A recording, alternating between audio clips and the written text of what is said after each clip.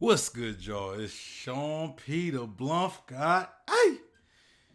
And we back at it again with another reaction stream. And today we will be reacting to a YouTube content creator, One Piece content creator that somebody recommended this video to me. And I personally haven't watched any of his stuff, but you know, I'm pretty intrigued. And the name of this content creator is Marshall D Preach, and I just noticed he is currently in the chat. And the video we are reacting to is Every Skypiea and Wano Connection, Land of Gold Theory. And but before I get into that, first let me say, make sure y'all show your boys some love and hit that like button. Also subscribe and hit the bell for notifications so y'all know when I go live. I got an Instagram, a Twitter, and a Facebook group y'all can follow me on to get updates. As well, if you're looking for a One Piece community to be a part of, we have the One Piece Facebook group and the One Piece Discord. And that's that. Let me check the chat real quick. We got Sharpkey in the chat. He says, I'm here. Wait, I'm early. I guess he came on in the pre-stream part, like the pre-stream countdown. I think that's when you came in. I put those there just to give you guys some time to get in and, just so y'all know I'm about to go live in a little bit, right? So y'all could prepare, maybe go get some drink. I don't know. Do whatever you need to do. Then we got Cube in the building. He says, listening in on the bus, so can't really react. And then we have the YouTuber that we are reacting to today in the chat. He's in the building. Marshall D. Preach is in the building. And he said, thanks for checking out the theory. This is the first time someone reacting to one of my videos. Hey, man. I was recommended this video, I think, by Cube. He's also in the chat as well. And he told me it was a good video to watch. So we're definitely going to check it out. If you're not aware, if you're new to the channel, I'm pretty sure it's your first time on my channel. I react to videos. I react to theories. So far I've been reacting to theories, right? Because I'm a big person on theories. So that's what I like to react to. But I also react to other One Piece related things. It's just, I just haven't got to that point. But as far as the theory, the Skypiea and Wano connection, right? It's one thing I've been saying for a while, right? Like I've been saying a couple weeks ago. I've been doing. I think I was doing a stream about Skypiea, or I think about the Lunarians and the Sun God and all that. And I always said that there is a connection. There's some type of connection between Wano and Skypiea, and I named a few, but I don't think I really had a lot that I named. So maybe Marshall D. Preach, maybe you definitely helped me with my own theory about, not my own theory, but my I guess my argument about Skypiea and Wano and their connection to each other, We got Monkey D. Pee Wee in the building. He said, how's it going? I'm doing well, Monkey D. Pee Wee. It's good, man. I had a break yesterday. I take 2 breaks I try to take two days a week to break from streaming, just to get my own keep my own sanity, right? So today I'm feeling good though. I'm feeling great. How are you doing? I hope you're doing well as well. It's a good day to stream. That's what I will say. I'm in Texas and it's currently freezing. Well, it's not, it's not freezing, but I think it's like close to freezing outside. So, but other than that, I'm good. Can't complain. But yeah, let's get into this video because I'm really interested to know these connections. Maybe Marshall D. Preach has seen some connections that I haven't even seen. So but I've been saying for a while now, for at least a few weeks or a few months, that Wano and Skypiea have a strong connection. When we're talking about the Void Century and the Ancient Kingdom, right? We know that there was 20 kingdoms that opposed the Ancient Kingdom, and one thing I believe is that both Skypiea and Wano were both part of the Ancient Kingdom, or they were allies, right? As well as Fishman Island, maybe like Zoe. I guess you could say Zoe as well. But yeah, so I do think there's a connection. I think those were, because when we look at both of these places, they both have you know, like when you look at Wano, right? Wano is pretty much where the people who were able to write on the poneglyphs where they created these poneglyphs. That's where they're from, right? And then you look at Skypiea. Skypiea has a lot of references to the ancient kingdom, and you know it has a poneglyph as well, right? So I think they are both heavily connected with the ancient kingdom. For one, I think that's one of their connections. But you know, I don't want to talk too long, so let's get into this video. Oh, yeah, yes, sir. Monkey D Pee Wee says, "Good. It's quite cold here as well. It's 4 degrees here. Dang, 4 degrees. Yeah. It's like 30. I want to say like 32, 33 degrees. Well, Fahrenheit at least. I'm not too sure with, you know, because I think you in the UK, right? You know, so you know y'all go by Celsius over there. So I don't really know what 32 degrees is Celsius wise. I'm not that, you know, that stuff I kind of forgot back in high school, you know, like the translating Fahrenheit to Celsius and vice versa. Marshall D. Preach says, I agree, Fishman Island and Zoe are most likely also connected. Yeah, definitely. But I do think there's a lot of connection when we talk about Wano and Zoe specifically.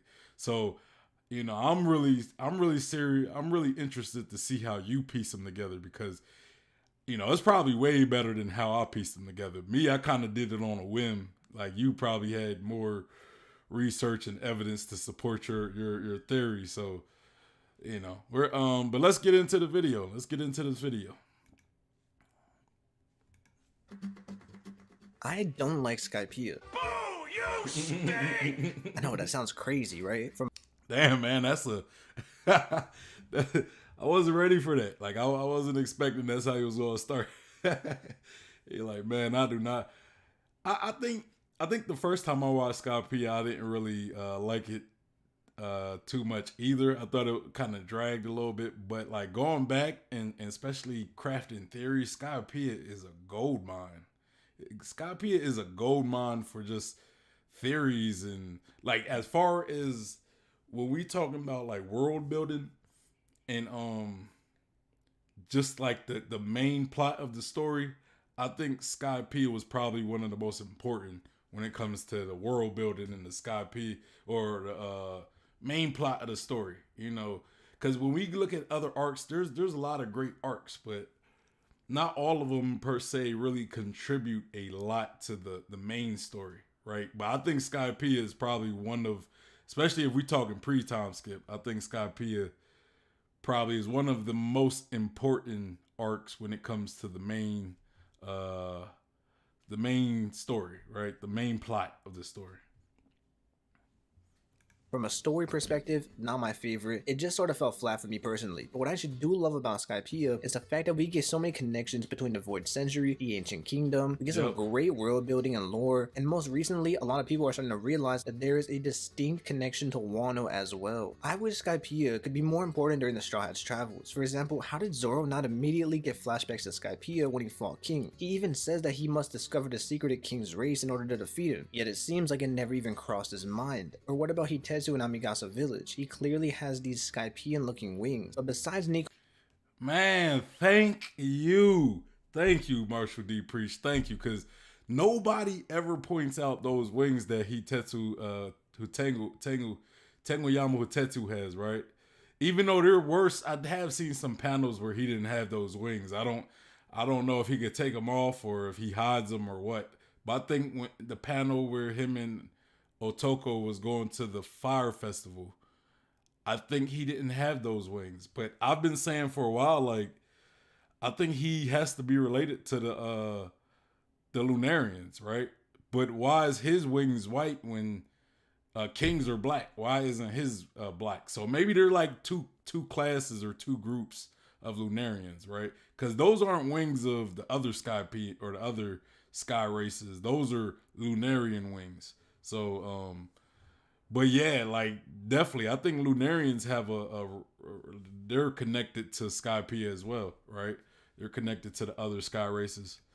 Nico Robin, it seems like if the entire journey in Skypiea didn't even happen for the Strats, because these are things that should remind them of the adventures in the sky. And speaking of Itetsu, a possible Skypiean reference in Wano, that leads me to the idea of this video, because today we are discussing each and every connection between Wano and Skypiea, and on top of that, a bunch of different theories that also have to do with Wano and Skypiea's connection as well. I know Wano is it Skypiea known as either the land of the gold? I think it's Skypiea was the city of gold, and Wano is like the land of gold, or vice versa. I feel like they called Wano used to be like the land of gold or something, you know, and then Skypiea was or Shandora was like the city of gold or something. You know, like correct me if I'm wrong in the comment or the chat, guys, but I feel as though that's one of those. They're both called one's called Land of Gold and one is the City of Gold. Isn't over yet. We can probably get even more connections down the line. I do want you to let me know in the comments, which arc do you think is the better arc so far, Wano or Skypiea? I would love to hear all your different opinions. I'm gonna roll with Wano for this one. You know, Wano right now. Wano is just on fire. More than happy to get that discussion going in the comment section. So without further ado, subscribe if you're new, and let's get into the video. Number 1. Oh yeah, the link to the original video will be in the description box, so y'all go make sure y'all go to his channel and go show him some love, and like the video that especially at least go like the video that we're currently reacting to, and definitely subscribe if you like his content. See Prism Stone. Wano is a land filled with masonry. No, not that type of masonry. I mean literal masonry as in stone masonry. We will talk about the poneglyphs, but first let's start off with the Sea Prism Stone. Sea Prism Stone is a rare mineral that comes straight from Wano. It can negate devil fruit users in some kind of kryptonite way, but it also has many other uses besides just being handcuffs or weapons. For example, did you know that Sea Prism Stone can create clouds? More specifically, did you know that the Sea Prism Stone created the entire White Sea in Skypiea? From the sea clouds to the island clouds, the very concept of a sky island is only possible due to the existence of Sea Prism Stone. You might be thinking, how is this possible? Well, listen to this quote from Pagaya from Skypiea. I think it's called like pyro blowing or something like that. That's I think Elids. Me and Elids was talking about something along that line. And Stan, we got Stan in the building. He says, in the past, Wano was called the Land of Gold, and Shandora was called the City of Gold. Yeah, I thought so. Land of Gold. Not God. I got what you meant, man. I got what you meant. Like you didn't even have to correct yourself. I already know what you was talking about. States that there is an ingredient known as Sea Prism Stone in the Blue Sea. There is an element in it called pyroblowing. Particles of keratin are hurled into the sky by volcanoes and they absorb the moisture, and depending on their density they either become sea clouds or island clouds. So yes, these clouds are formed from volcanic eruptions launching Sea Prism Stone into the sky. And guess what? In Wano there is a clear landmark that is so massive on a map that you couldn't miss it even if you tried, similar to Onigashima Skull. It is a massive volcano near the capital of Wano. My guess is that this volcano is not just your typical volcano, but a volcano made out of Sea Prism Stone. So you can mine typical Sea Prism Stone from the outside of the volcano, but the Sea Prism Stone on the inside could be what creates the clouds when active and erupting. There is also a volcano on the map of Jaya from 400 years ago, although I don't think it's anywhere near as noticeable as the one in Wano. I'm also not sure if it's big enough to create the entire White Sea, because you would need a ridiculous amount of Sea Prism Stone to accomplish this, and we know that there is Sea Prism Stone in Skypiea, so that can be another connection between the two as well. And there are just so much of this cloud substance in Skypiea that there are actual cloud factories, cloud masons in Skypiea who have figured out a way to melt this material. Hey, how'd you get I'm curious where you get that Odin video of him riding that thing, that low I forgot what those things are called that Nami has, but it's like a scooter you could ride in the clouds. That's funny how you was able to get Odin. I kind of want to rewind it a little bit just cause. Like, how'd you get Odin though? That or like who edited Odin? There can be in that? another connection between the two as well. And there are just so much of this cloud substance. I'm sorry, y'all. I'm dumb as hell. It's they went to Skypiea. I forgot they went to Skypiea in the flashback. And I'm dumb as hell, y'all. I'm sorry. In Skypiea, that there are actual cloud factories, cloud masons in Skypiea who have figured out a way to melt this material into pretty much anything from clothes, actual buildings, concrete streets and landmarks. You just can do anything with this. And that right there was always my favorite aspect of Skypiea, how the whole world is built. And now let me quickly throw this out here because it is my headcanon that former users of the Hiei no Mi created the frozen time capsules like the Freezer and Mary Joy's, Impo Down, and Thriller Bar. More importantly, there's also Ringo, which I've claimed. Hold on, I gotta hear what he said because I didn't catch that.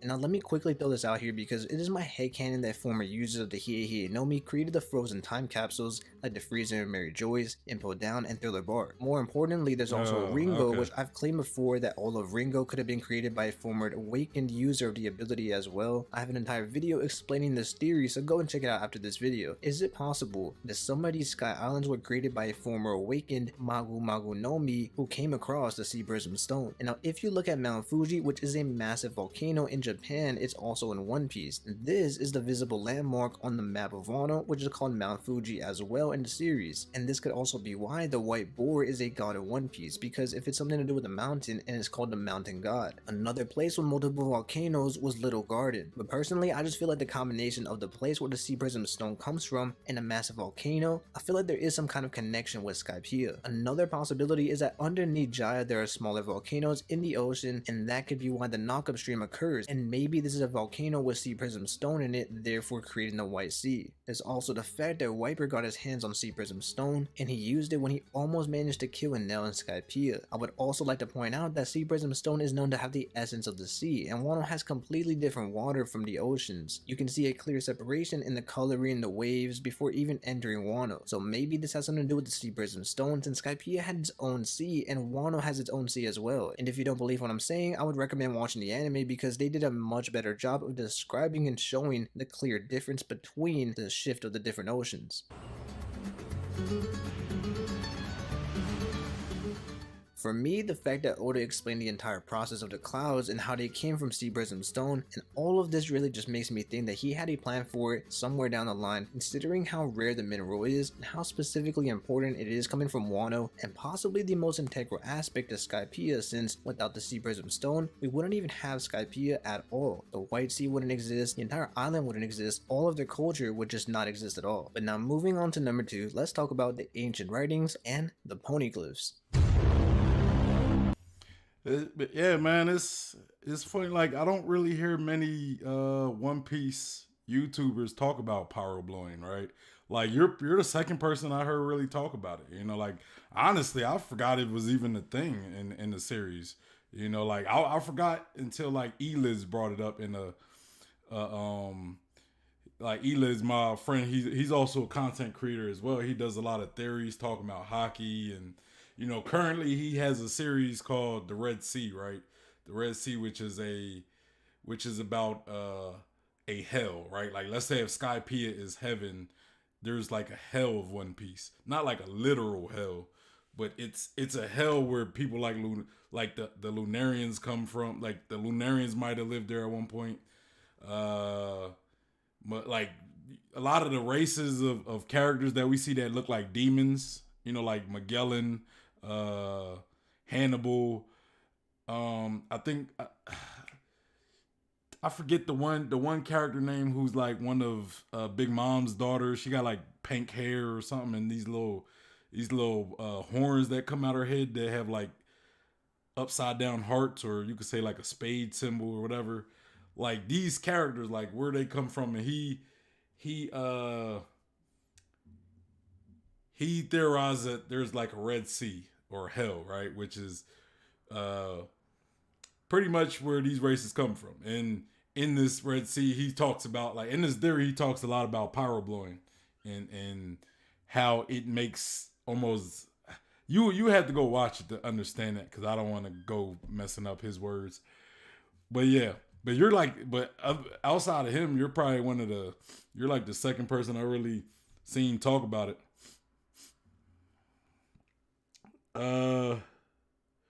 Monkey D. Pee-wee says, what's your opinion on the anime?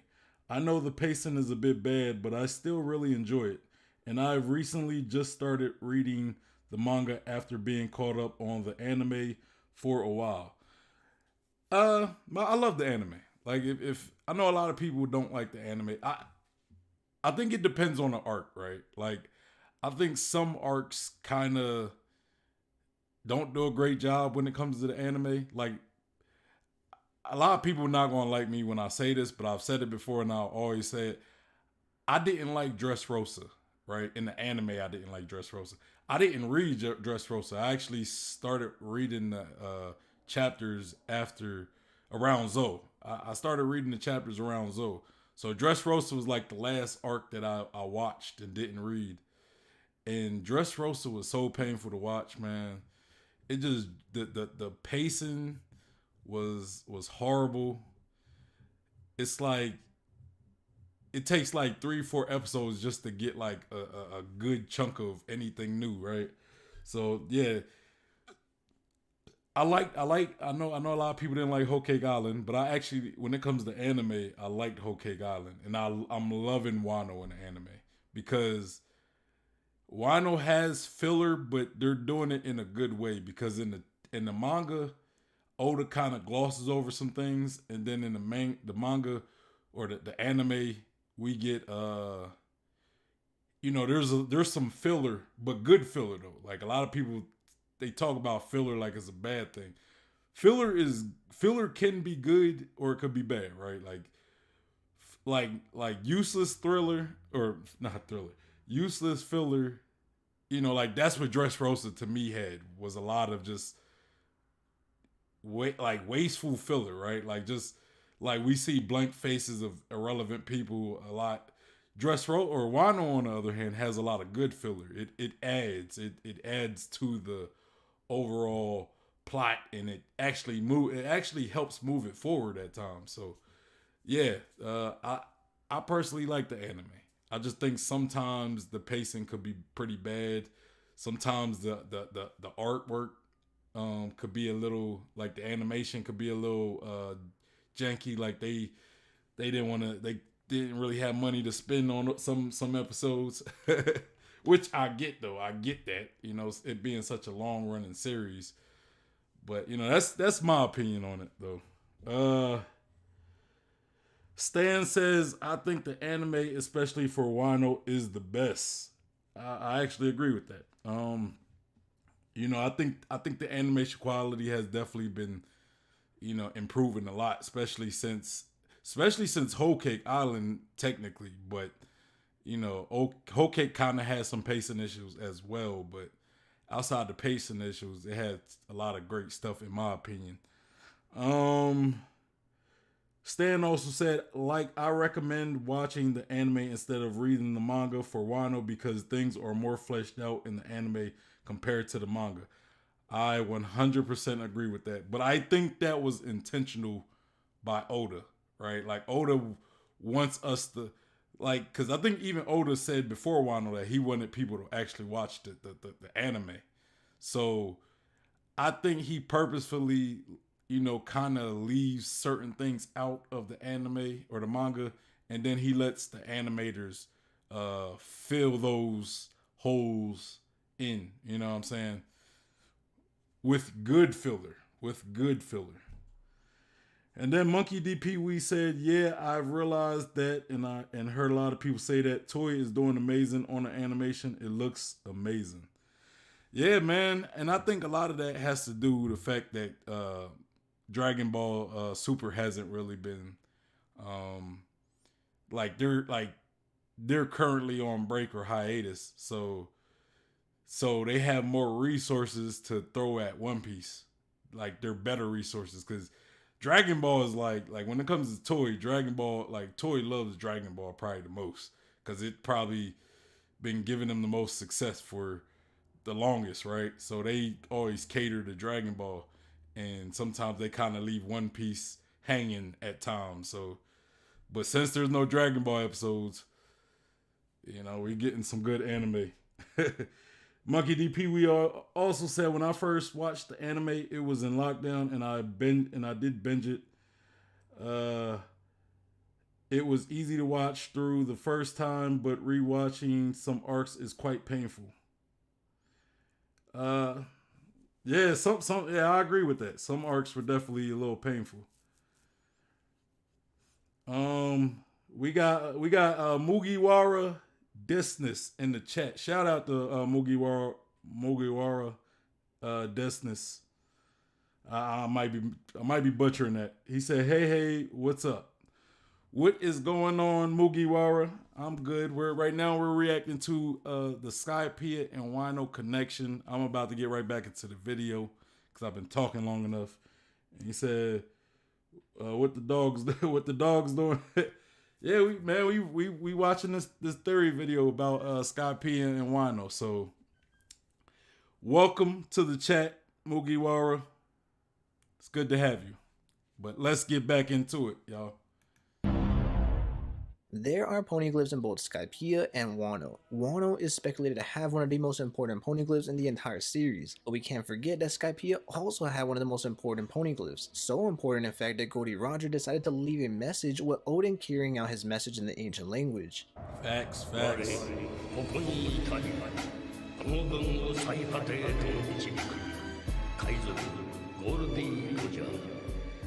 Hold our true motive in your heart and speak not of it. We are the ones who weave history, with the sound of the great bell. Those who weave history most likely is referring to the Kozuki clan, as they created the poneglyphs, and by doing this they are making sure it won't be forgotten even with the passing of time. But then we have the great bell, that refers to the bell in Skypiea, since this is in Skypiea. So once again, Wano and Skypiea, another connection. Sad thing is that Momo won't be able to learn the poneglyphs, but as we're nearing the end of the series when they'll find the One Piece, he might not have to know it, especially with Nico Robin still alive.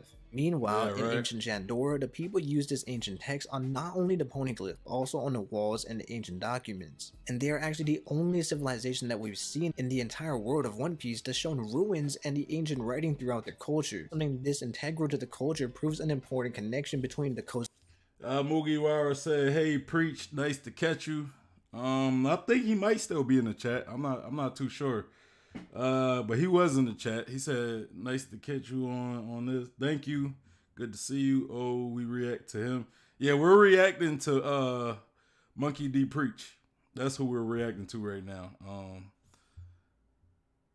Or not, I said Monkey D Preach. I'm sorry, it's Marshall D Preach. I'm so used to saying Monkey D, like I've been saying it so often the last few weeks that, you know what I mean? So I'm exactly at the right place. Yes, you are. You are at the right place, my friend. But let's get into the video. Kozuki clan and Shandora. So was there a past alliance of sorts between Shandora and the Kozuki clan, similar to Zou and the Kozuki alliance? Or did the City of Gold come from Wano? And speaking of the City of Gold, let's move on to number 3. Number 3, the City of Gold.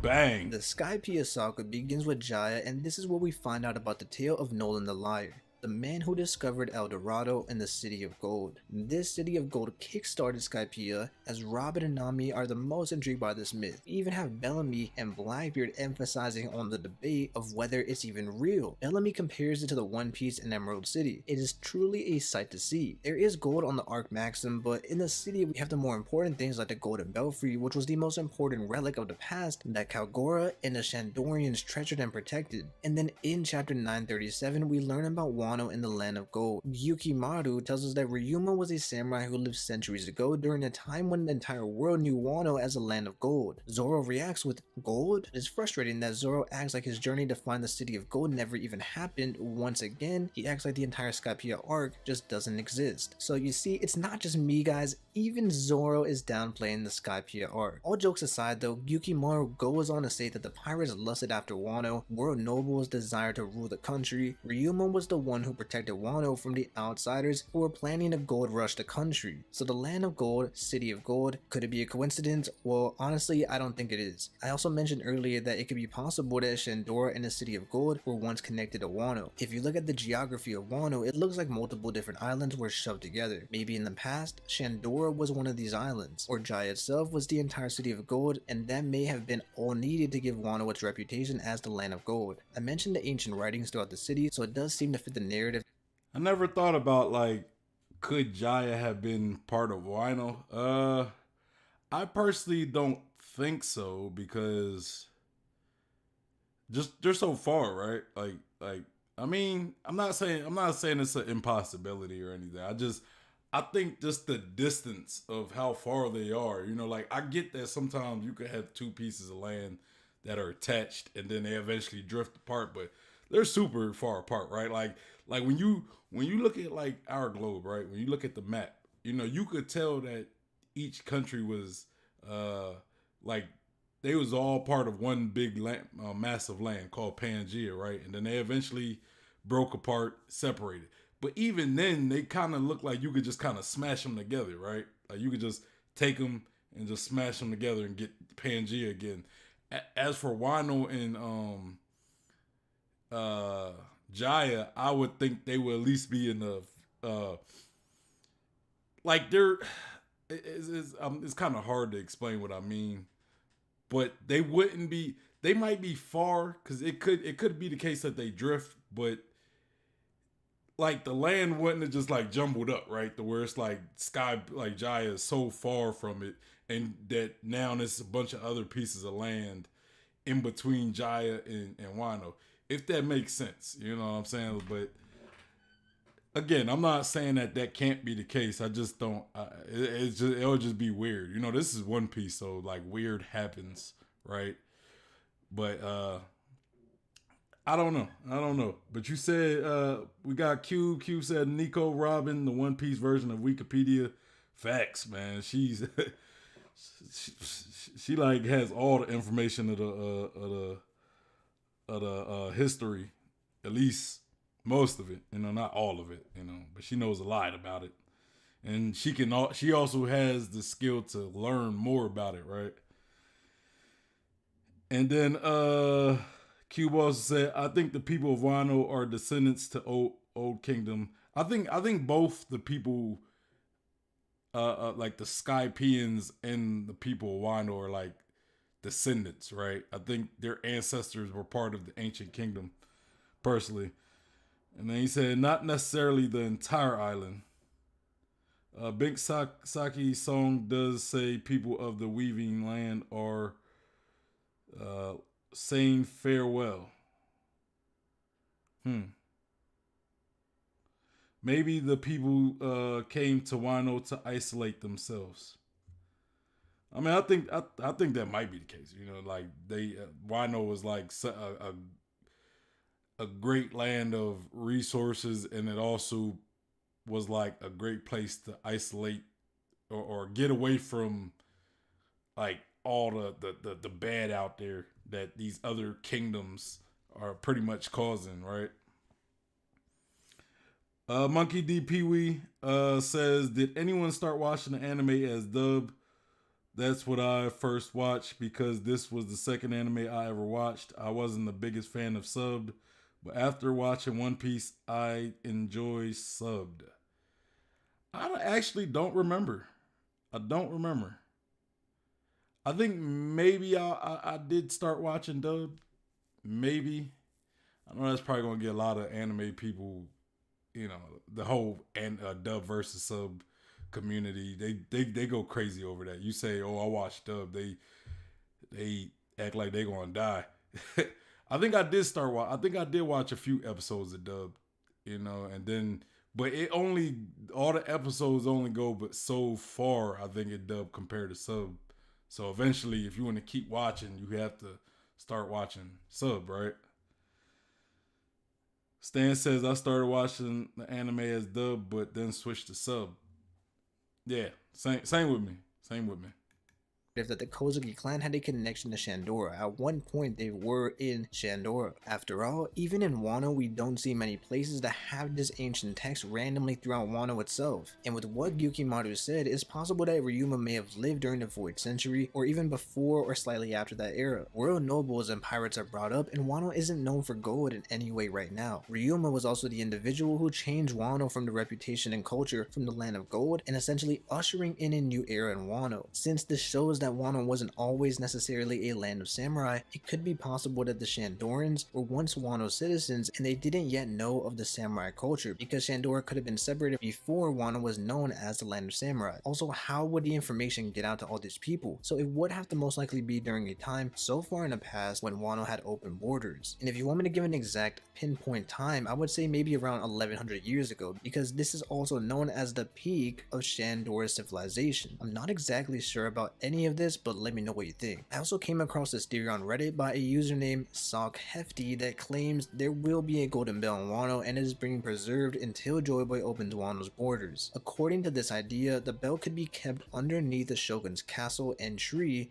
in what seems like a structure that looks similar to a bell shape. And so I'm not so sure about this theory because there's not much evidence and there's not much information that we can prove there is a bell in Wano. But if you consider the idea, this shot is arguably the most iconic shot of all of Wano Kuni, just like the golden bell in Skypiea. So I wouldn't completely rule this theory out. The main problem, like I said, is not any evidence to support it. And so moving on, at number 4 we have isolation. Yeah, I agree with that. I don't know if there's a bell in Wano, you know, because I would have to argue like, why would there be a bell? like when we was in Skypiea, that bell, like even before we actually seen the bell, it was like pretty much built up, right? Like there was some build to it, and then we eventually see the bell, and then they rang it, right? As far as Wano, like, you know, there was never really importance of any bell, you know. So even if there is a bell, like, what importance would it hold? So yeah, I agree with him. I don't know if I believe that there's a bell in Wano, because even if there was, it's like, what's the importance? You know, it's not like they're talking about like some mysterious bell that possibly used to live in Wano, and then eventually we run across this bell. That would be one thing, but there's like not one mention of a bell in Wano. So it's like, if we do find this bell, what next? Like, what importance does it hold to the plot of the art? You know what I'm saying? Like, it's like, oh yeah, we found this bell. Kind of reminds us of Skypiea. Hey, let's ring it. Yeah, we rang it. Now what? Let's see. Cube said, I've got ADHD, so I play around with both, but I started with dub. Mugiwara says, at least we can agree we watched One Piece. Yeah, of course. Hell yeah. And we love it. And then, people calling me.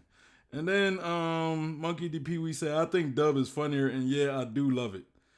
I actually like the voices of the dub, you know. I know a lot of anime dubs are bad, but like, it's kind of like Dragon Ball Z dubbed, right? And a lot of people, we started watching Dragon Ball Z on Toonami. We started watching anime on Toonami, right? And all that was dubbed. And, you know, most people who watch Dragon Ball Z, it was dubbed. And that Goku's English voice is pretty iconic. Yu Yu Hakusho, Yusuke Urameshi, he has an iconic dubbed voice. I think Luffy does as well, right? And I like Zoro's dubbed voice. I mean, there might be some dubbed voices in One Piece that might not be that great though. But anyway.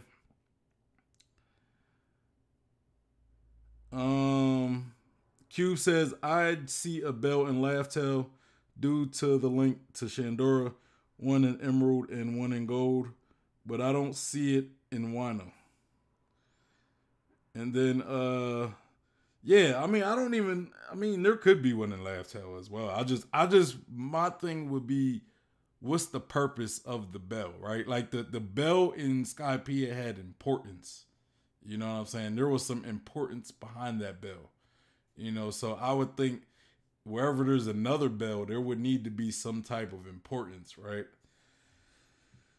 Then Monkey D. Pee Wee said, I think I know the answer, but have you reacted to O'Hara's greatest One Piece theory? I think I actually have. I'm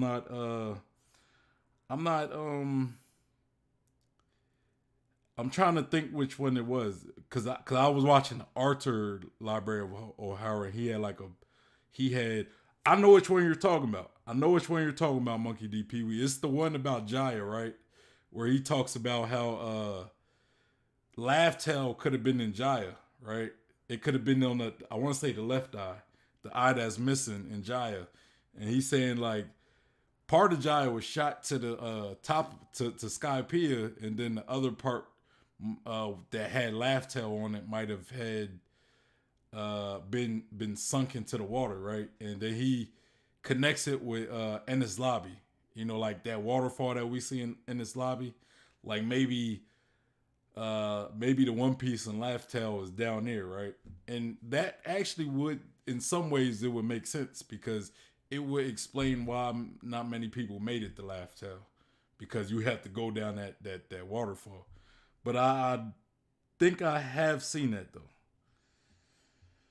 Cube says Vegeta's dub voice is God tier. Yeah, Vegeta he does have a very memorable voice. Then Marshall D. Preach says the Kazuki wrote We Weave history with the Great Bell. This is written in Skypiea. Was that Odin who wrote that? Like when they went to Skypiea? I'm trying to remember. But yeah.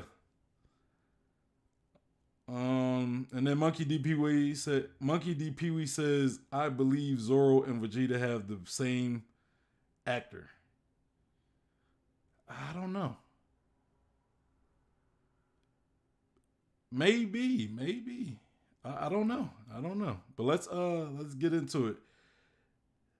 Yeah, but with Marshall D. Preach, like I guess what I'm saying is I believe that like there would have been some hint that there was a Bell in Wano at least at this point, right? Like somebody would have mentioned like, yeah, like maybe Hitetsu or something would have mentioned it in passing, like, yeah, there was this rumored Bell in Wano or something. That's kind of what I'm taking. And then Cube said, every breath you take is an insult to my honor. Who's supposed to be saying that, Vegeta or Zoro? I feel like one of them is definitely the one saying that. Skypiea and Wano both share a common theme of isolation and removal from the world. Wano having their borders closed, it's easy for the citizens to believe in the bubble that is Wano and their history. You can also throw Fishman Island on that too. Being taught through the propaganda of Orochi. Wano has also made it a crime to leave or enter the country. Kyogura and his ancestors would fight anyone who would attempt to enter their land. They had closed borders like Wano. Yeah, that's true.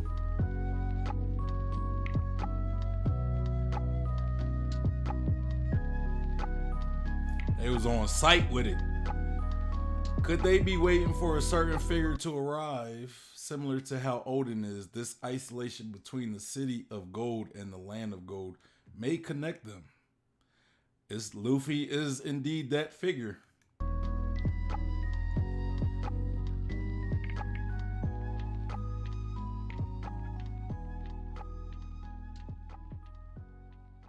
And then we have Skypiea, a mythical land that receives doubt from its very existence. Similar to Wano, these people are aware of the blue sea down below, but they don't know much about it. And actually in Wano, a lot of people don't even know that there is an outside world. And once again, it's easy to manipulate the citizens into certain belief systems without the outside ideas challenging their reality. So is it a coincidence that both Skypiea and Wano are essentially isolated and locked out from the entire world? News of the outside world is not known to the citizens of Skypiea and Wano. They are really just limited to accepting the experiences that are presented in front of them. So yeah, isolation, it is very important to both Wano and Skypiea.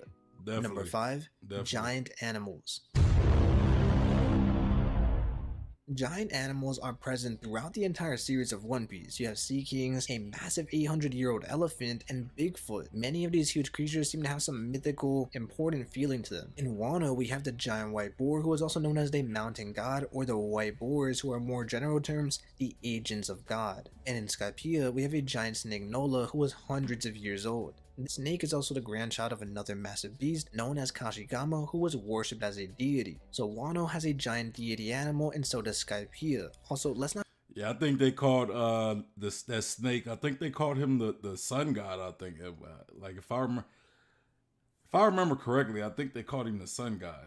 You know, not like referencing Nika, but I think that's what they called him. I could be wrong though. Mugiwara says, do you think these drum-like metal things where you hit with the ball on a stick? Do you know these drum-like metal things where you hit it with the ball on a stick? Drum-like metal things. I'm not sure. I'm not too sure. You said I don't know how it's called. They used to announce something like a bell. It makes a dong sound. Drum like one of them things you kind of ring. Is that what you're talking about? Like a bell? Maybe this thing would fit there. I can't find how it's called. Oh, it's called a gong. A gong. A gong. I was confused, man. I was confused. He said maybe a giant gong would fit there. And then we got Pee Wee. Welcome to the chat, Pee Wee. You know, we got a we got Monkey D Pee Wee, and then we got Pee Wee. He said, but Pee Wee says, could you react to O'Hara's new video about the location of Laugh Tale? Send me if you want me to react to anything, okay? Go to the best place to send me videos that I check usually every day before I like decide where I'm gonna react to is the Discord, which you join the Discord, which will be in the description, and just post the video, or you can even message it to me, one or the other. And if you don't have Discord, you could message me in my Instagram or my Twitter or even my Facebook page, whichever one you have. Just send me the video and I'll definitely check it out. All right. Q said, I believe it was Sun God Bluff. Yeah, that's what I thought it was. And then he said that one is good. I was going to forward to him on Discord. Yeah, you could put the link to the Discord if you want to, or send it to him, or point him that way. Oh, okay. He said same person made it easy for you to say my name. I got you, bro. And then Mugiwara says sorry for the confusion. It's all good, man. It's all good. I'm not tripping. I was thinking the ball on the stick. I'm like, ball on the stick. I'm thinking of a game I thought you was talking about a game.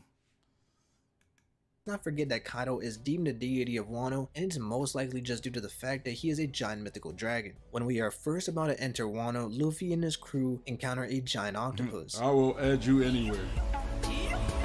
Yeah, man. Go check it out. It didn't have much relevance at all, but then I remembered that there were multiple giant octopus in Skypiea, and one of them even aided the Straw Hats into leaving the island. So we have a similarity, but also the opposite. Appreciate it, the Cube. octopus helps them get in, and then in Skypiea, it helps them leave. In the beginning of Fishman Island, Luffy tamed a Kraken. Cody Jones was also known for threatening the Kraken by saying that he was going to attack its family and even possibly kill them. And this was actually the only reason why the Kraken came to Fishman Island in the first place. So with all these octopus helping out Luffy, could all three of these octopus be somehow related, and could it have been the family that Hody was threatening? Besides just these examples, there's also the giant dog in Skypiea, the giant koi fish swimming up the waterfall in Wano, and the giant animals that Tama tames immediately after Luffy arrives in Wano. And now moving on, let's go on to number 6. And number 6 we have Hitetsu. I brought it up in the intro, but Hitetsu is a clear reference to Sky. I'm curious of what you're gonna say about Hitetsu, because like nobody ever brings up this man with these Lunarian wings, bro. Because I've been saying like I think he's a Lunarian as well as King.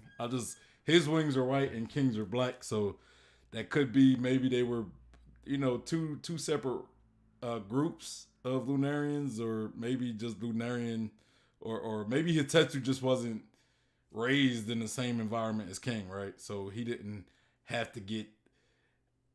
He wasn't as battle hardened as King, right? Like, it could be something along that theory, that line.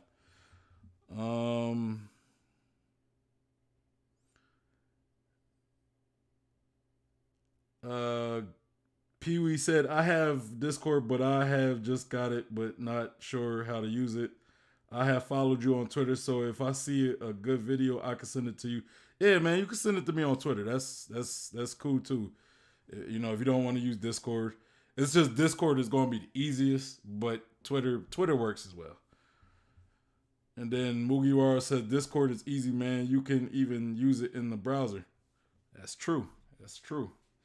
Yeah, like I thought Discord was going to be a little complicated when I started it, but it's pretty easy. It's pretty simple. Skypiea. With his wings, I'm not sure if he is an actual Skypiean, and I'm surprised that Luffy didn't call him out on this or bring up his adventures in the Sky Island when he first saw him. So the real question is, why and how is Hitetsu in Wano if he is one of the wing races? It seems like he's been in Wano for a while. It seems like he has a core foundation here, and he even claims that he's been waiting for the Kozuki clan, Momo and Hiyori to return. Hitetsu even had both of their blades, and he knew enough about Wano and their culture, so what looks like a Skypiean could also just be some kind of connection or tie to the Sky Islands. I would also like to point out that Hitetsu had wings when he was first introduced, so it could have just been a reference there, because he didn't have it during the festival. These were either fake wings or retractable in some way. And we have seen characters of One Piece be able to retract their wings before, so it is possible, but it's just never been explained to a full extent. So yeah, with Hitetsu, let me know in the comments, is he from Skypiea? Does he have some kind of connection to Skypiea? And my biggest frustration, like I said, was Luffy not mentioning anything about the island, because it makes it that much harder to tell if he does have a connection to the Sky Islands. And now in you know what? Like, what if Tengu Hitetsu has, like, he has an ability to where you don't even notice his wings. Like he could make it to where you don't really see him. And the only reason why we seen him is because Oda made it a point to show it to us. Like, he has a devil fruit where he could like keep certain stuff hidden and secret or something.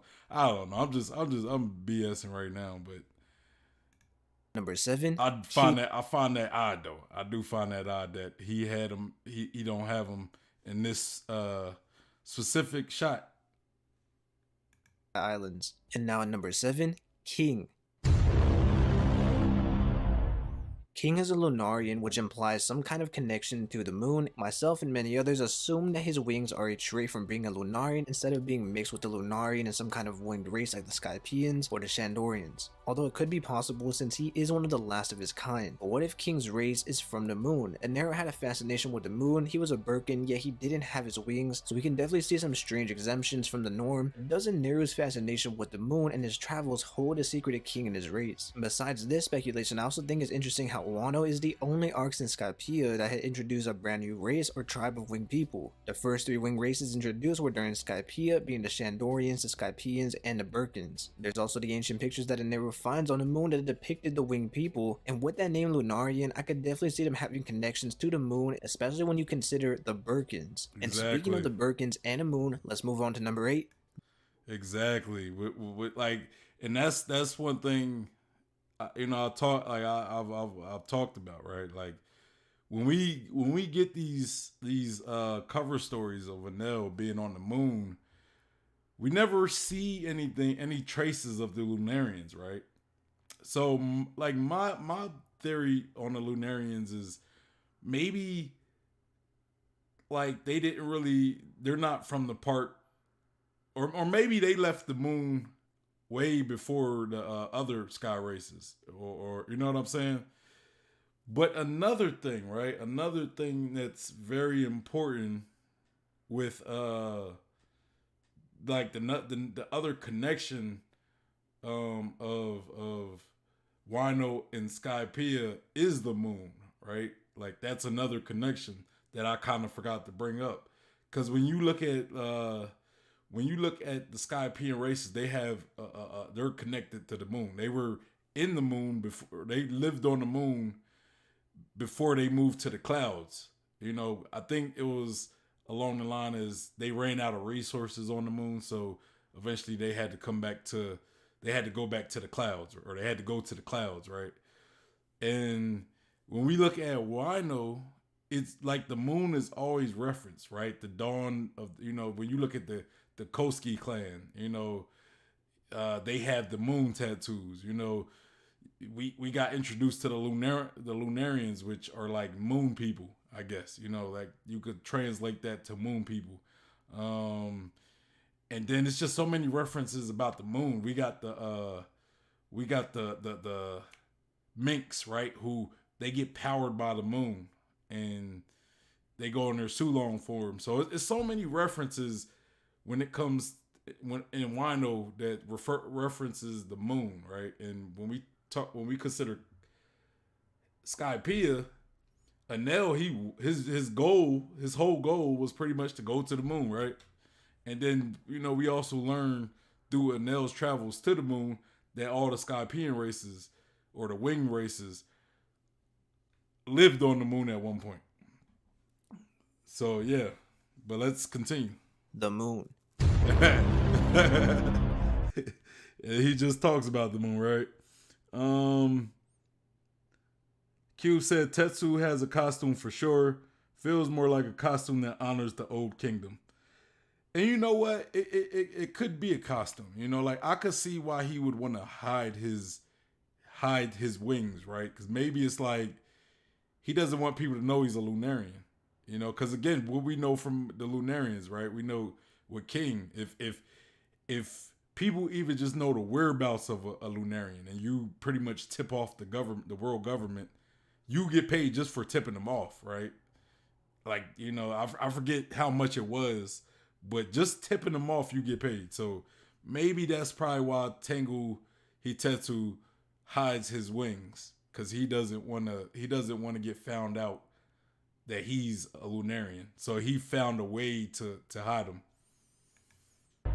The moon is actually very important to both arcs. In Skypiea, the entire goal of the villain Enel is to travel to what he calls the fairy verse, but we all know he simply took his ship and flew to the moon. We never found out why he wanted to go there, and I once speculated way back in the day it had something to do with the Tantatas, who are fairies, but that is just completely irrelevant to Wano. The more likely answer is that Eneru learned about the possibility of traveling to the moon from the Birkin history. Pee-wee said, do you power scale streams? Do you do power scale streams? I can understand them not, because it can get toxic, but I think it would be a good idea. And then Mugiwara said, I don't like power scaling. Do I do power scaling streams? Look, I'm not against them. You know what I'm saying? It's just, I find it difficult when it comes to One Piece, right? Because I find it difficult to power scale sometimes. Because a lot of the people like the power scale, and there's like no information on the person that they're power scaling. Like let's take Shanks for example. You know, everybody, you know, uses, like, there's really no evidence, but I see Shanks get put like at number 1 or 2 a lot, and I'm like, bro, like he has 0 feats, but yet you're putting him at 1. I mean, he doesn't have 0 because he does have that Conqueror's hockey feat when he went to Whitebeard, right? But like you said, it gets toxic, you know, and you know, like, and it's not that I'm afraid of the toxicity. It's just it's tough. It's tough, and sometimes the effort you got to put behind doing them, and then, you know, like the effort you put behind doing the doing like some power scale video sometimes isn't worth the drawback you get, you know, like oh, how dare you put Shank so low at 3 or something, you know. It's like, bro, like, no, nobody, we don't know this for sure. So maybe I will do one though. Maybe I'll do one. I'll just have to figure out, you know, how I'm gonna go about doing it. Maybe I might do like a poll, right? Maybe I do a poll where I ask, I get you guys's opinions, like the vote on certain characters, and then I take your guys' thing and then I kind of modify it to what I believe. So maybe I'll do something along that or something. I don't know, but Power Skeleton is like, especially in One Piece, because Oda like sometimes contradicts, you know, certain skeleton things that you may believe, right? And sometimes when it comes to One Piece specifically, it's more about matchups, right? So, because you got like Enel who lost to Luffy, but Enel at that point was probably way stronger than Luffy, right? But you know, it's matchup. It's a matchup in that aspect.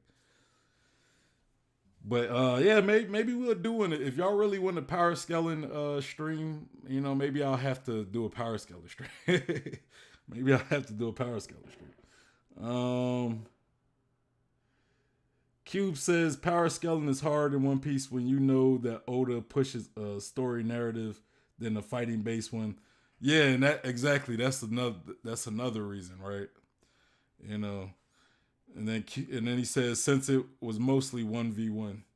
And then Mugiwara says, yeah, but it brings nothing new to the table. Feels like a whole or a who has the longer nose conversation. Yeah, it's tough, man. But you know, maybe I'll do one. Maybe I'll do one. I might do one. You know. Just to do it. You know, I know there's a huge segment of the community that loves stuff like that. And Pee-wee is right. Pee-wee is right though. He's right about doing it. Like if I do it, it would probably, you know, it'd probably be a good thing as far as like my channel. So I'll have to think about it. 3. Burka is where Aneru is from, but there's also the ancient technological societies on the moon. To make matters even more strange, Burka was also one of the names of the cities on the moon that displayed the technology. If Aneru is the king of the Burkans now, it might be fair to say that he was the inheritor of the technology, and he may have learned all of this from the Burkan ancestors, the history, and the ruins on the moon. In chapter 289 of Skypiea, we have a chapter titled Full Moon. In this chapter, we see Nolan saving the lives of the indigenous people while the moon is in full effect. In Wano, the Kozuki clan is the first thing that comes to my mind when talking about the moon. They are known for the crescent moon symbolism, with Odin, Toki, and Hiyori all representing the crescent moon. There is also the idea that Odin represented the waning moon, and could the waning crescent moon be the inspiration for the name Wano? In Wano, every main clan besides Oroshi's Kotozomi clan have the word moon in their names. For example, Kozuki and Shimotsuki. We also have the full moon during. I'm glad he brought that up. I was wondering if he was going to bring like the each clan, like how they all have the moon in their names pretty much. Onigashima Raid, which is convenient because it allows for the Minks to transform into Sulong, and once again Lunarians, which are also brought up during this arc. Then we have Kinemon and his allies who use a moon as a symbol to identify the people in the secret plan. There's Toki, whose family translates to Heavenly Moon and is known for her moon quote, "You are the moon, unaware of the dawn." Let me know what you think about that quote in the comment section below. And finally, one of Odin's favorite songs is Moon Princess that Hiyori plays for him on the shamisen. So we still have a lot more to learn about the details, but the moon is definitely important to both Skypiea and the Wano arc. And now at number 9, Onigashima. Uh-oh. So at first you might be thinking, what does Onigashima have to do with Skypiea? Well, besides having an that's exactly what I was thinking. ancient ores beast, and Skypiea is an arc that refers to Jack and the Beanstalk, Onigashima could be a reference and have some merit. There's also the verse that seems like it could somewhat resemble an ancient ores or ancient giant, and take this with nothing more than a grain of salt and pure coincidence. Jack and the Beanstalk, Jack the Drought. Like I said, this is really just pure coincidence at the end of the day, but more importantly, one of the most shocking reveals in the entire series was when Kaido was beginning to levitate Onigashima. He is also fighting while doing this, so that is just very impressive if you ask me. Levitating Onigashima has to be a call to Skypiea, an island in the sky. The only difference is that if Kaido was defeated, the island would not stay in the sky and instead crash land into Wano, which is also his plan. And didn't Enel also say that Skypiea should be destroyed and pushed back into the ocean? Is it possible that a past user of Kaido's Devil Fruit was levitating these islands and putting them into the White Sea? Because just like Shandora was with Skypiea, Onigashima does seem to be a completely separate island from Wano, so there's even a similarity there. And there are also people who believe that Onigashima was once part of Jaya, possibly the Left Eye. god. And now at number 10, we have false deities.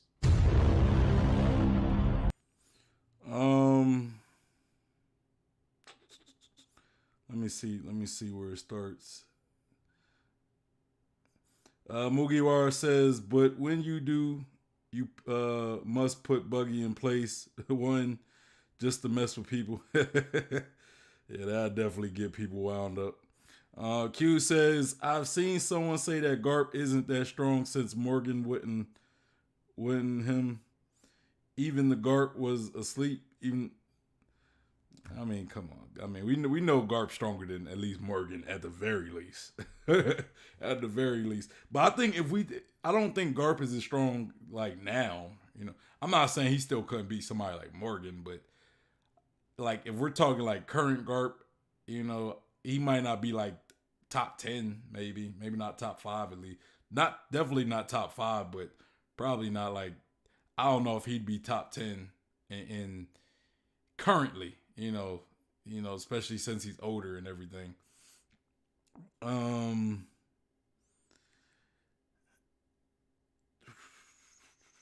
then Pee Wee says, I can't really talk about Power Skeleton to anyone because in my friend group, no one watches anime, but I would like to know people's opinions on certain characters. Wow, or Wounded.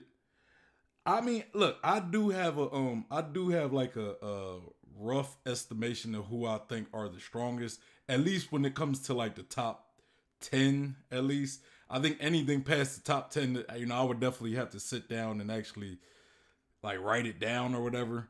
But I mean, look, I would recommend just go to one of the communities, go to either the Discord, go to the One Piece group, Facebook group, or either the Discord or the Facebook group, and you know, talk about it there. I guarantee I'll hop in the chat. I'll hop in the discussion. You know, if you want to bring it up, like who's the top 10, I'll hop in the discussion. You know, I have no problem with hopping in the discussion. But as far as streams, maybe I'll do one.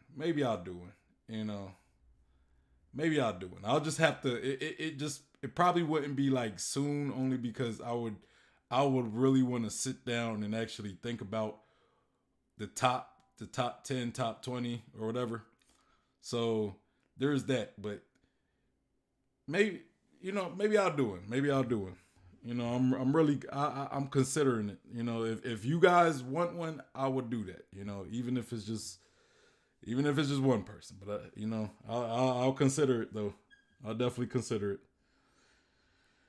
Q says Wounded. He says, but it could be fun.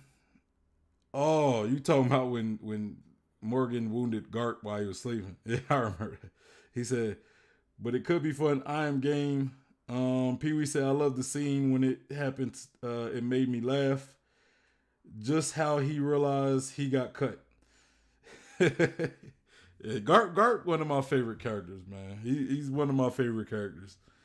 Anytime we get Garp in the scene, to me, it's automatic. It's like a perfect scene right there.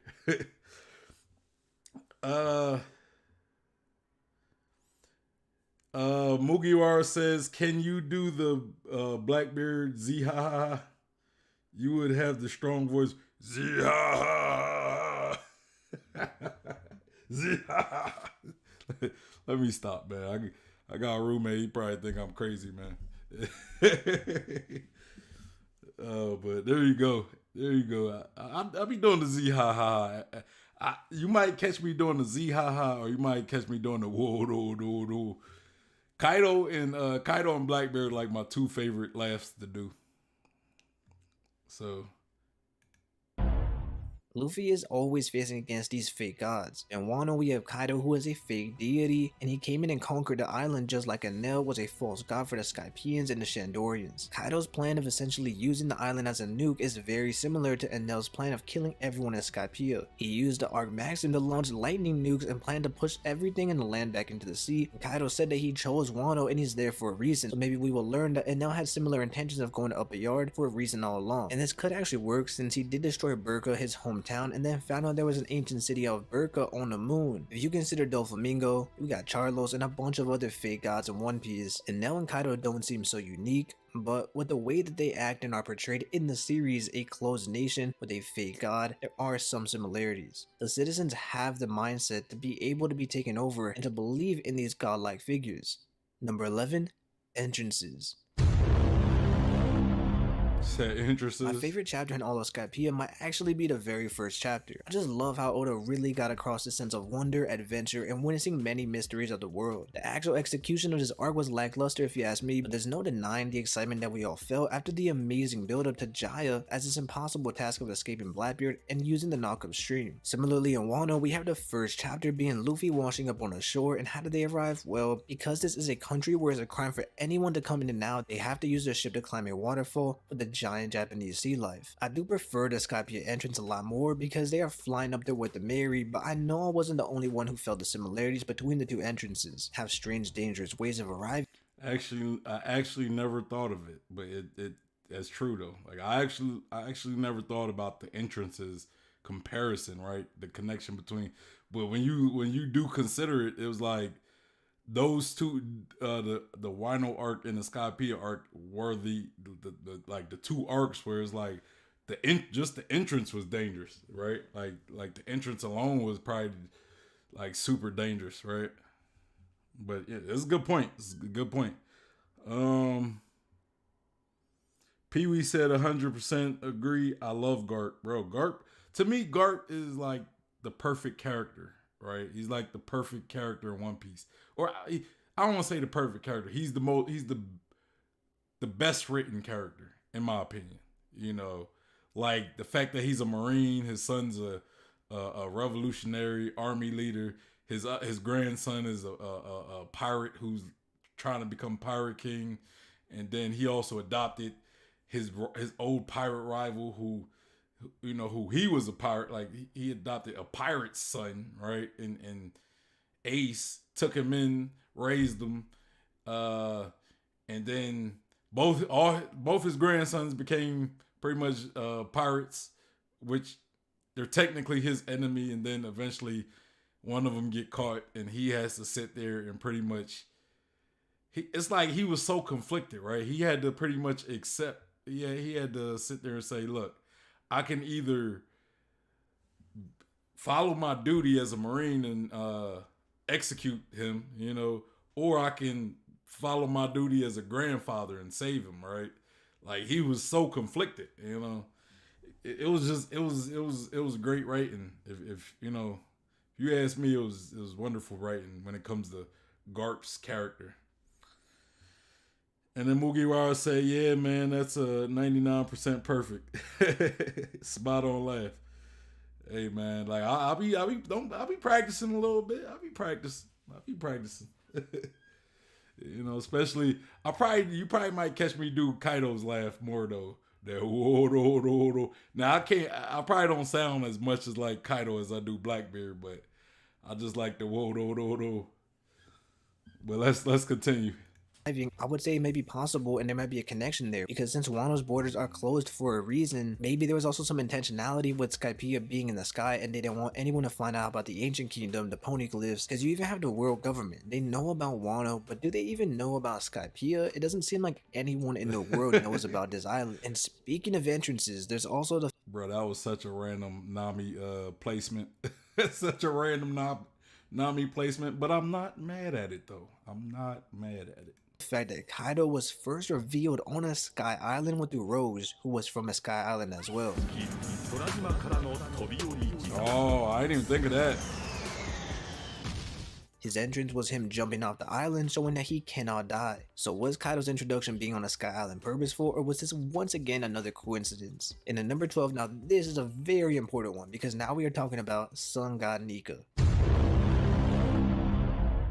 Sun God Nika is a great example of how both Skypiea and Wano are connected. During Jinbei and Who's Who's fight, we learn about this sun god. It seems like there could be some kind of connection with the Sun Pirates and Who is Who, comparing Fisher Tiger to Sun God Nika. It's interesting to me because the name Nika is found in multiple real-world languages and religions. During the Onigashima raid, Luffy is compared to a fire god, and in some translations, the sun god. Yokota specifically mentions his Gear 4 transformation, which has the fire markings resembling the godly-like figure. And when we see the silhouette of Nika, many fans have pointed out the similarities to Luffy with the stretchable arms and the rubbery, curvy arms, and also there is a silhouette in Skypiea where you see Luffy dancing around a campfire. And I will say this could be a stretch from the designs of the silhouettes. I don't think they are exactly the same, but maybe Oda was trying to point at something there. With the addition of Lunarian, I definitely believe that Oda was trying to point at something there. Like, that's definitely one of those things when it comes to that connection, when it comes to Nika and Luffy, people tend to bring that panel up, a lot, right? So, but I definitely think that was intentional. Now when Oda first did that dance, that feast that the Straw Hats were having with the wing races, right? And then he had those silhouettes of Luffy and everybody else dancing. I don't know if he was per se, if he was planning that since then, but maybe it's like one of them things he kind of noticed back, like, a while ago. And he was like, you know what? I could definitely connect Sun God Nika with Luffy. Like, I could make this connection by using that scene. Like maybe it was something Oda. Like, I don't know if Oda was thinking it all the way back. Like, I don't know if he was going to make this connection since back then, but, if that was the case, which, I wouldn't put it past Oda. If that was the case, bruh, it just shows the genius of Oda. Pee Wee said, "Who's everyone's favorite villain? Mine is Crocodile. Yeah, you could see the conflict in his face." Mugiwara said, "Mine is still Buggy. He is Oda's favorite, and he is always getting away with doing that." I don't know if I would consider Buggy a villain though. Like Buggy's Buggy, man. Like Buggy's just Buggy seemed like he could be technically kind of one of the good guys at this point, right? My favorite villain, I would probably say Kizaru. But he's never really been a full-on villain as far as like an art villain. I mean, I guess you could say he's the villain of Sabaody, right? I would say Kizaru, and then maybe Kaido, right? Maybe Kaido, but probably Kizaru. Kizaru is just one of my favorite characters in general. I love his devil fruit, man. To me, I think he's like one of the most OP characters in the series. And a lot of people think he's the weakest of the three admirals, but I personally think he could potentially be the strongest. And that's part of the reason why I think Oda hasn't really showed us Kizaru going like all out, right? Like we seen him fight Rayleigh, but that didn't seem like it was like like both characters. It don't seem like they were 100% in that trying to win that fight, right? To me, it was like Rayleigh was just trying to hold Kizaru back, right? He was trying to give the Straw Hats enough time to escape, and then Kizaru was trying to continue following the Straw Hats. He just was trying to get past Rayleigh, and Rayleigh wasn't letting him. So, but that's the only fight we really see Kizaru we really see of Kizaru other than Marineford. But Marineford was just a few clashes for Kizaru. Like he clashed with Whitebeard at one point. Like he was toying with Whitebeard. He clashed with Marco, and I forgot who else he might have clashed with. And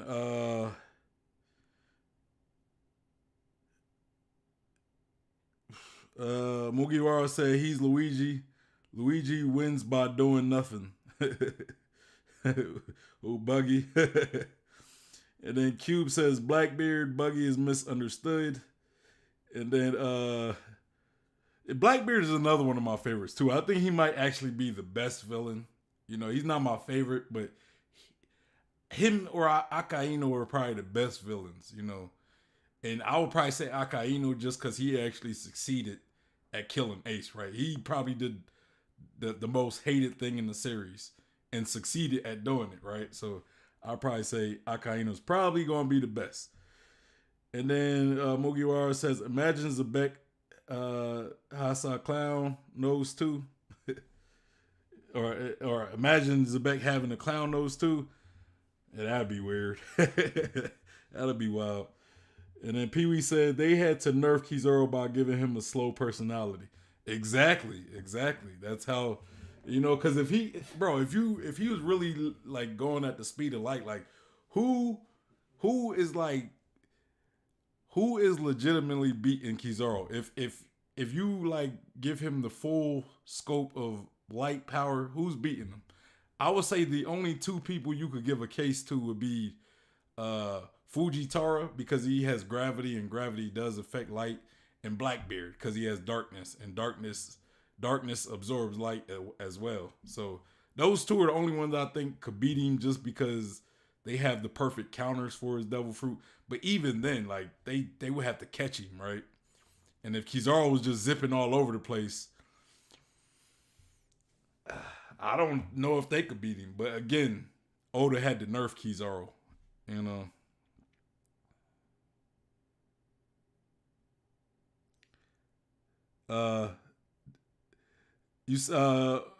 Mugiwara said, you can call me Desnus.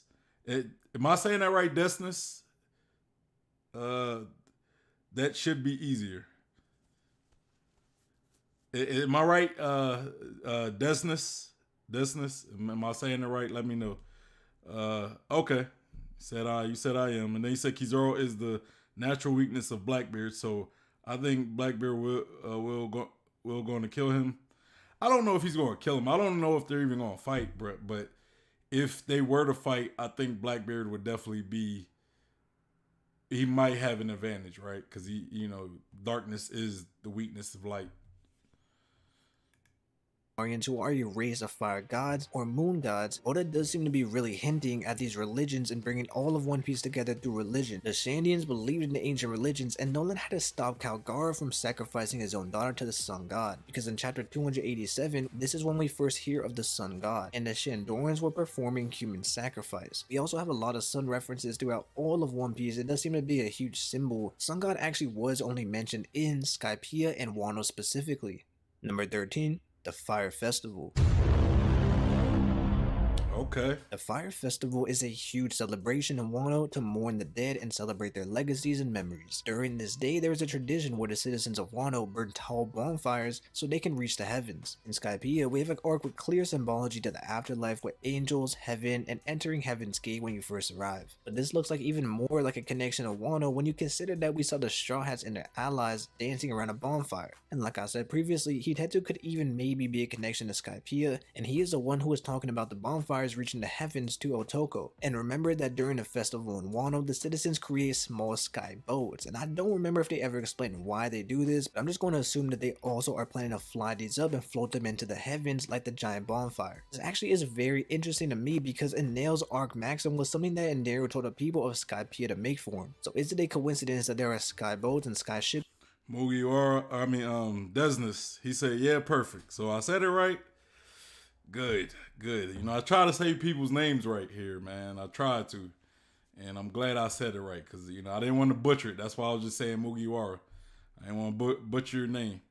In both arcs. These seemingly irrelevant boats may be a callback to Skypiea, especially when you consider that it's a tradition. I like how they even point out that the sky is cleared during the festival, with the Mary flying up to Skypiea and the Sunny flying off when they leave Water 7. This actually makes me wonder if in the future war, we will see a fleet of sky ships created by the people of Water 7 or the shipwrights of Wano. Flying in One Piece would be a game changer when it comes to traversing the world. And where do these Wano people get the idea of a boat that can fly? We know that boats can sail, but this idea can't just be a random thing. If that's the case and it's just random, why not make it bird, something that you can know could fly?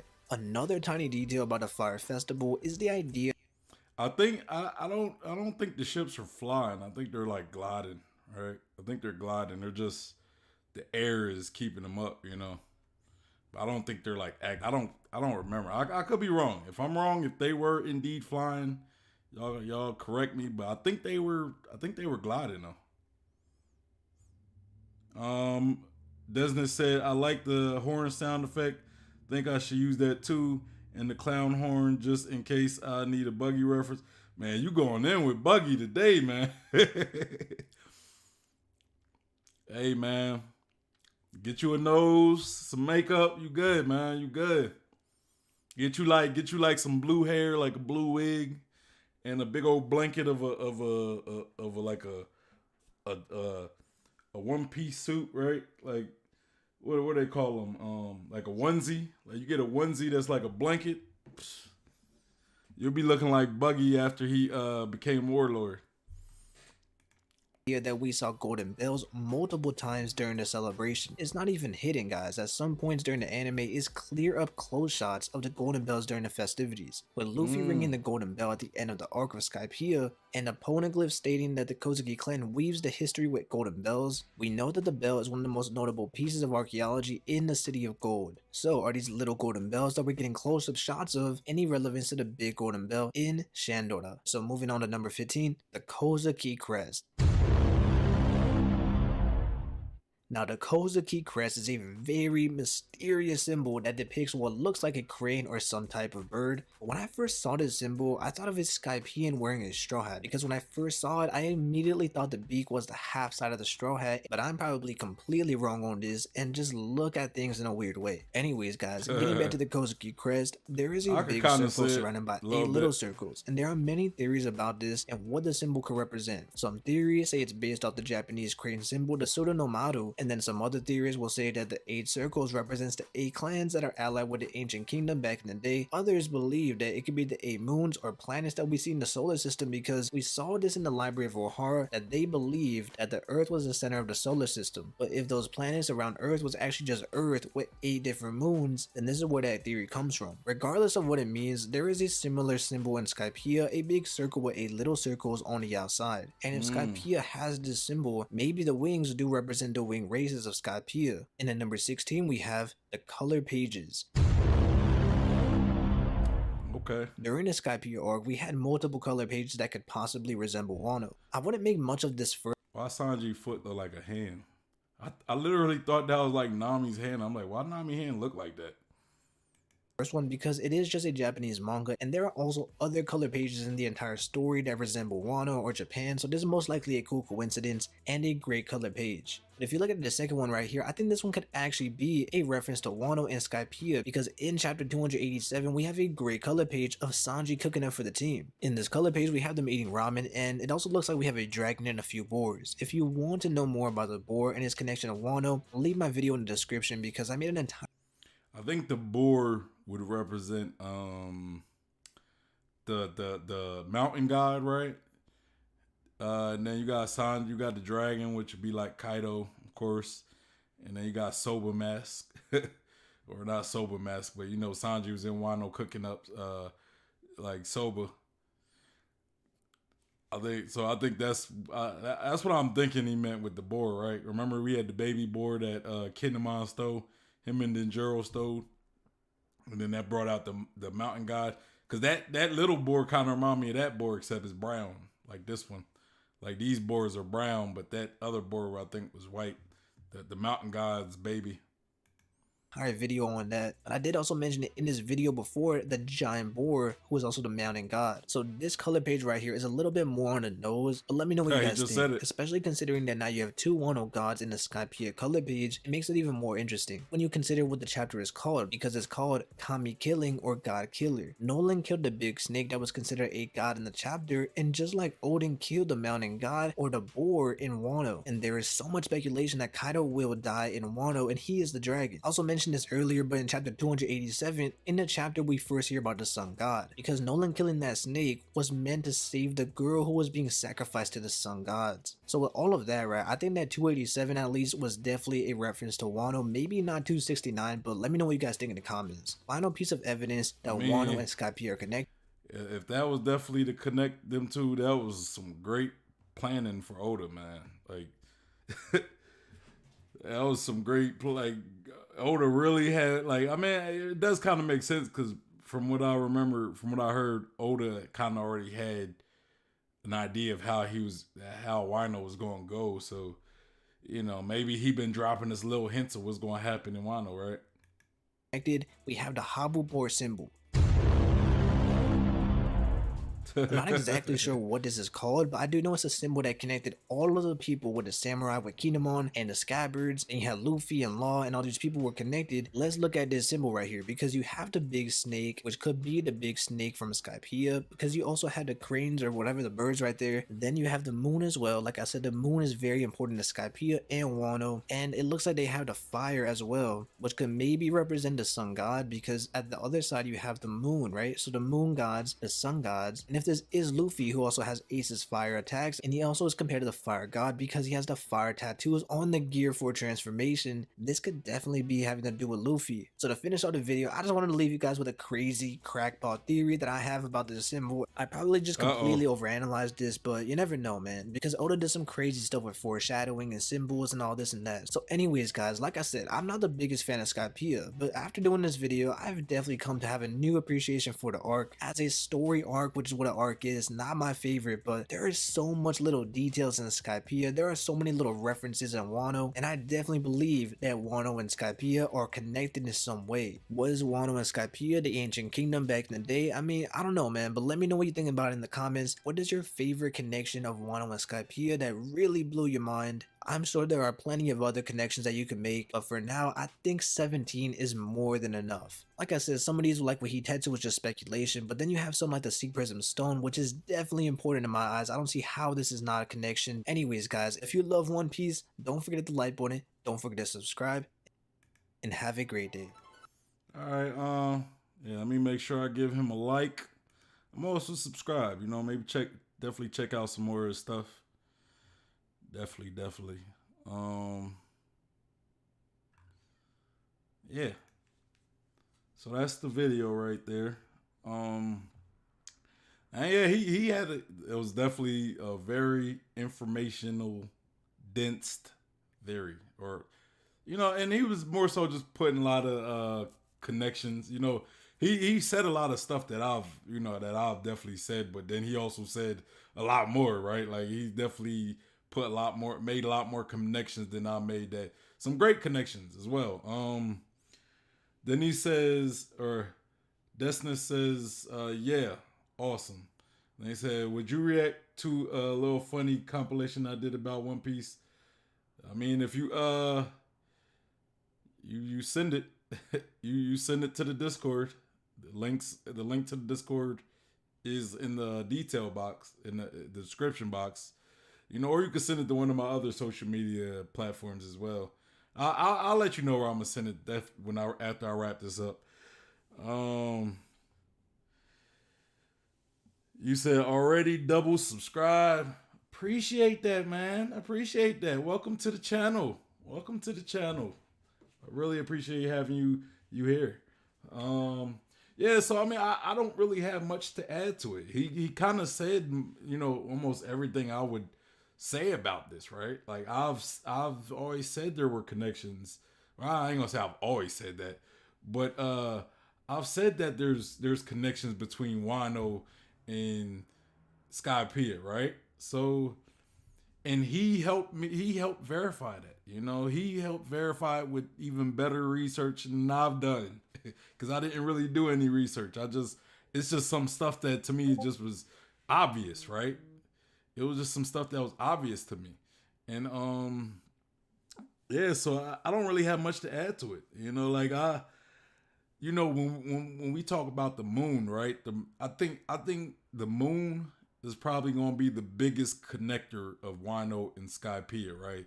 How, from what we know of Enel, is his whole goal in Skypiea was to go to the moon, right? And then what else? What else was there? Yeah, and then in Wano we had the Koski clan, who they usually, you know, everybody who were allies with the Koski clan, they had moon tattoos, right? Crescent moon tattoos, and the names of all the prominent families of Wano, how their names are related to the moon. You know, and when we're considering the moon, all the moon references, it's mostly dense within Skypiea and Wano, right? Like we don't really get many other arcs that have a lot of relevance of the moon, you know. But those two arcs definitely heavily dense. You know, we talk about the sun god Nika in Wano. You know, that's pretty much when we got that reveal. But there's also kind of a little bit of foreshadow in Skypiea about the sun god Nika, right? We also had that snake that was called the sun god, right? So there's that. Let me read this, but Desna says, wait, send in the link. Okay, yeah, I think I see it in the Discord. Yes, sir. Yes, sir. And then you said the connection is real. Also, Enel wanted to destroy the land that Kaido did over the years. Yeah, man. Yeah, like, good point. Good point. But yeah, so that's pretty much all I got, y'all. You know, let me go back in this chat real quick. Make sure I didn't forget any other chats. Yeah, I think I got all the chats. I think I got all.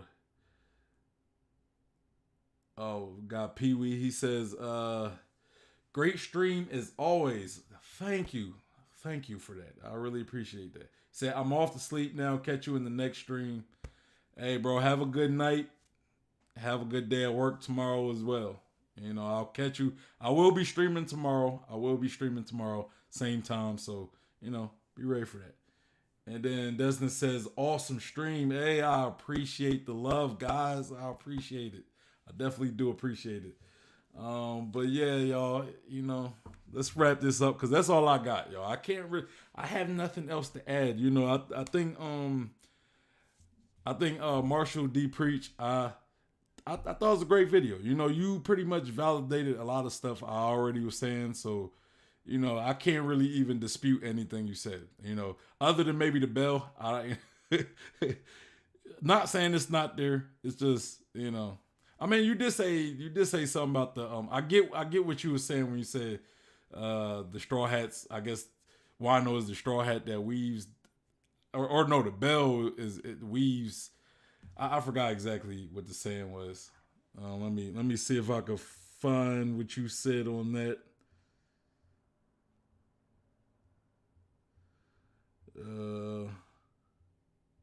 You said we weave history with the great bell. So, you know, maybe that is the clue. You know, maybe that is the clue of a bell in Wano. You know, Cube also says great stream. Appreciate that, guys. I really do appreciate you guys for all the love. You said I still think needs or you still think it's a gong? Oh, you talking about in Wano? There's gonna be a gong. Hey man, maybe it could be. We could get a golden gong in Wano instead of a golden bell, maybe. And Marshall D. Priest said, "Great stream. I've been listening and while working." Hey, I appreciate that from you. You know, it was a great video. You know, again, like I said, you validated you validated what I already thought, what I already believed, except you even gave more information than I could. So definitely shout out to Marshall D. Preach for the theory video. It was a great video. You know, I'm glad you've pretty much validated a theory that I already had, right? But anyway, it's your boy Sean P. the Bluff. God, hey.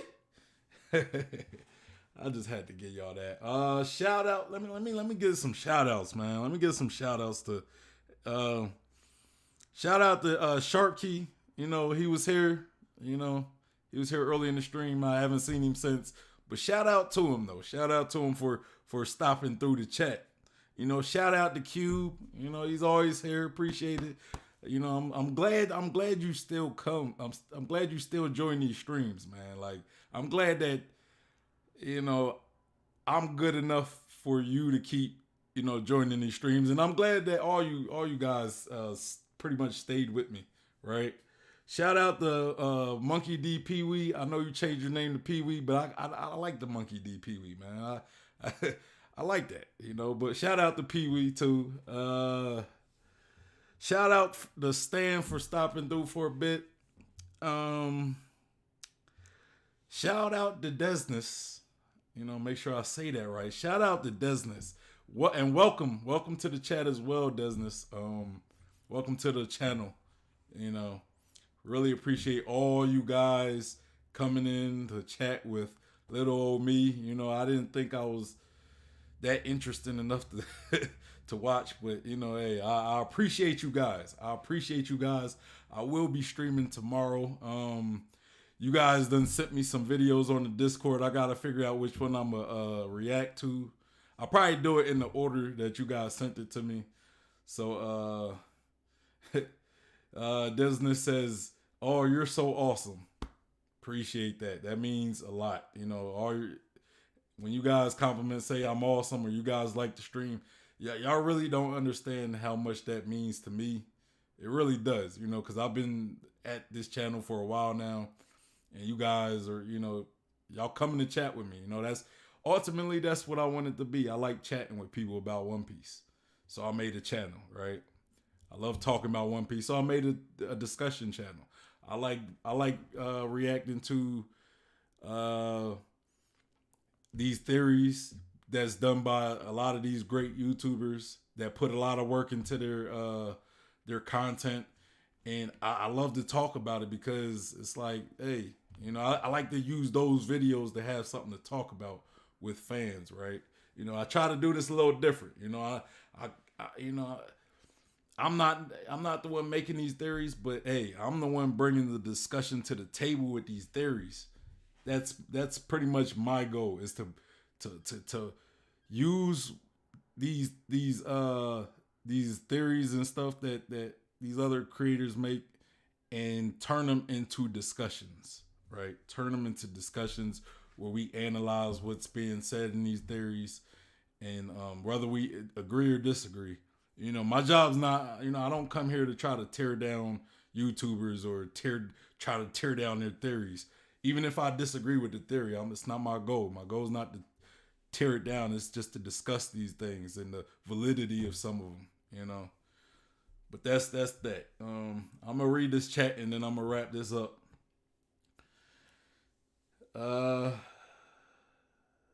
He says, Q said, "Thanks for you." Oh man, dang man, y'all out here making me blush, man. I'm feeling like Sanji right now in Fishman Island. Desmond says reactions are definitely a niche. Yeah. I don't see many. I mean, maybe you guys could point some to me, but I don't see many reaction videos in the One Piece community. You know, reacting to other One Piece content. You know, and I don't per se like doing videos because I'm not an editor. I'm not great at editing. I can do it. I'm just not good at it, and I don't like doing it. So I'd rather just do it live. I'd rather just talk and make my mistakes live on stream. So there's that. But I appreciate that. And they say, you got to do O'Hara's video. It will launch interesting conversations. Okay, man. If we gonna do the O'Hara video, we gonna do the O'Hara video then. And he said, Desness says, lol, yeah, hours of hours long. Definitely. Yeah. And he says, I think reactions are complete okay if the creator is okay with it. Yeah. You know, I mean, I haven't gotten any, I do these reactions and I always tag them on Twitter, right? I always try to tag the creator on Twitter. So if they do not want me doing it, they can always message me and say, look, I don't react to my video. I won't react to it. That's fine. But I haven't gotten that yet. So, you know, it is what it is. So, you know, but y'all, you know, I know for some of y'all it's late, so y'all gotta work tomorrow. So nah, but yeah, but you know, that's pretty much it for me. That's pretty much it for the stream. If you haven't, make sure you show your boy some love and hit that like button, as well as subscribe and hit that bell for notifications. Follow me on Instagram, on Twitter, on my Facebook page. And if you're looking for a One Piece group to be a part of, or a One Piece community to be a part of outside of just my channel, we have the One Piece Discord as well as the One Piece Facebook group. And all of these will be in the description box, as well as the original video we reacted to. So make sure y'all go click that link and go give your boy Marshall D Preach, you know, go give his video a like, since he worked so hard to give it to us so we can react to. As well as maybe, you know, if you haven't, maybe go subscribe to his channel as well. You know. I'm gonna finish this current thing in chat, and then we closing out. Desna says, I think reactions are completely okay. I already read that part. He says, yeah, sure. It only works in the blacklisting way. Have a good night. You have a good night as well, Desness. You have a good night as well as everybody else who was part of the stream. Even if you just watched, even if you didn't chat or interact in the chat, that's fine. Just like the video. That's all I ask. And, you know, hope you keep watching. You know, hope you keep watching. Shout out to y'all as well. Anybody who was just there to watch this stream. Really appreciate it. Y'all be easy. I'm out.